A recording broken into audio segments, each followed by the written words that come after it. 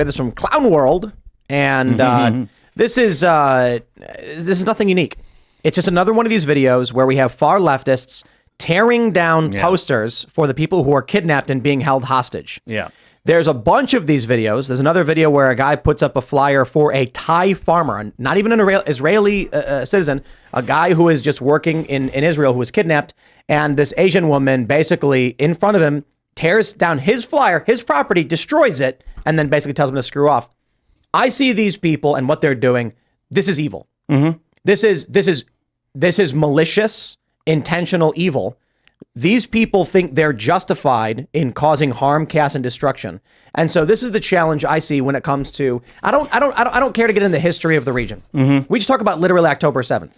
You have people glide in, kill a bunch of civilians. Max Blumenthal said it's because they see civilians as targets of opportunity. He said, I'm sorry, specifically the music festival was a target of opportunity, and they target civilians to use as bargaining chips against the Israeli government. I'm like, oh, okay, so they're evil.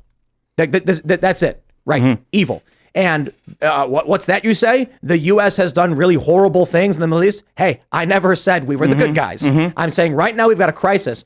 And what happens is you see these people in New York City defending Hamas, cheering on Hamas, celebrating it. They're now in the United States. They're in the West. There was this massive protest in London. This is why I don't believe anything they say. I understand what you're saying, and let's talk about that story and what's going on there. What is that being done? What's being done here with this imagery? This is despicable what these people are doing. Okay, but why has this become news? This has become news because it serves as a deflection. It serves as a deflection. It says instead of being angry about what's going on in the Gaza Strip, what's happening to people dying. Instead, we're diverted into this this particular despicable act that takes the pressure off of Israel. In effect, this works as propaganda. But sure. But you know why this imagery is important? Why you see these people? I think it's very important. But what are they doing with it? That's these the question. These people, given the chance, would kill you in your sleep. I don't know that. I mean, listen, I'm not sure. What does decolonize mean? It means to get rid of the colonizers. And how do you do that? Well, I mean, let's talk about what from the river to the sea means. Well, I agree with that. That's nonsense rhetoric, and I certainly would never use it. I'm not saying you do. I'm saying these people have an extremist ideology. It is widespread in the West now. And this is the point I was making about Israel, the clash of warfare and Western sensibilities. We, as Western liberal nations, are like, we do not want to wipe out an entire people. We want to figure out how to stop the fighting and then chill everybody the F out. Their ideology is from the river to the sea. Yeah. If you even just walk through what that means. It's horrendous. They're talking about genocide, but I mean, they're not capable of executing it. Okay. So the issue then becomes Western sensibilities would say, act in such a way that allows them to persist the people who would kill you in your sleep. Right. That's the liberal paradox, but it's right. Yeah. Exactly. That's the clash of Western sensibilities with modern warfare. If it were inversed and the Israelis were in the Gaza Strip, there is no question they would be shoved into the ocean and mass executed by the Palestinians. That's the Golda Meir point. But I mean, look, I don't know about that. I guess we're going to have to adjudicate the history in a little bit. I'm not here to talk about the history of the region. Let's just we'll remove Israel-Palestine from this. If far leftists like this are given power, we see what they do with it. They kill people. Well, they do more than that. But they also kill and torture. Yeah, they're totalitarians at base. Okay, leftists are it's intrinsic to leftist ideology. This is what they did in the Soviet Union. I mean, once they gain power, leftists are totalitarian. Okay, they're for free speech. They're for all this when they're aspirant. But once they gain power, they become like Lenin and Stalin and even then it's not even necessarily that they're free speech. The liberals are for free speech. I don't know if I would even. I don't know if there are any liberals. Yeah, where are the liberals? Well, we're here, I guess. Yes, I guess. Classical liberal. Yeah. But my point is this: to sort of move on from the broad topical Israel-Palestine, but more into the philosophical and ideological. Yeah, sure. We are confronted by right now Actually, we can maybe pull this up in a little bit. Elon Musk saying the woke mind virus is destroying civilization. You take a look at San Francisco. We'll go into detail. He was on Joe Rogan podcast. But Sure.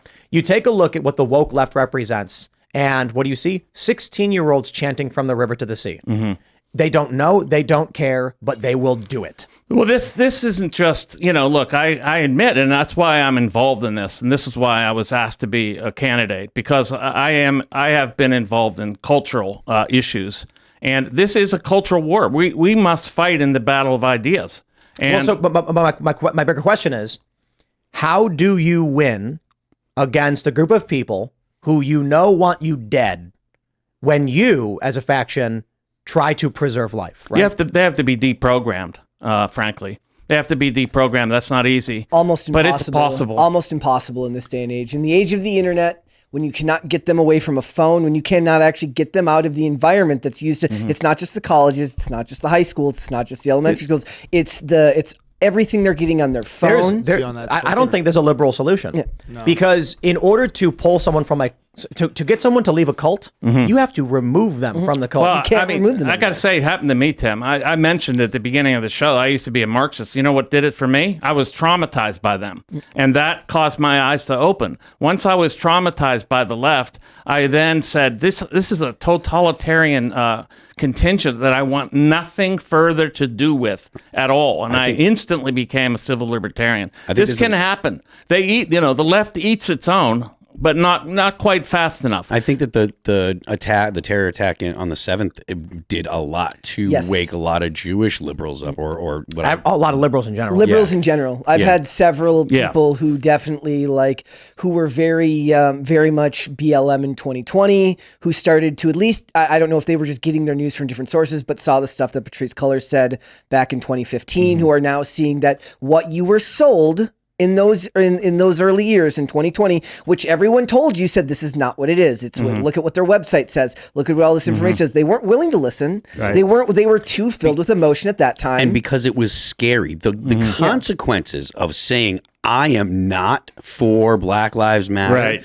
In 2020, if you were not a staunch conservative that had people around you that would support that and that also agreed with you, You're out on an island. you were not going to go out. This and is say true. This happened with COVID, of course, as well. Yeah. These people effectively become state agents.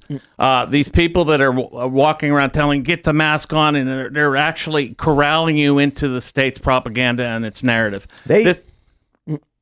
No, go ahead. They have these programs where, this is like 10, 15 years ago, a company would ask you to go out and write down license plate numbers and where you saw them, so that the state and private companies could track down the people and know where they were. Mass surveillance, essentially. Snitch on your neighbors. But here's the scary thing. They don't need it anymore. Nope. Because now you're carrying around a tracking device everywhere you go. Yeah, you are. So the main issue I see with this is these videos of them tearing down the poster, I think, are extremely important.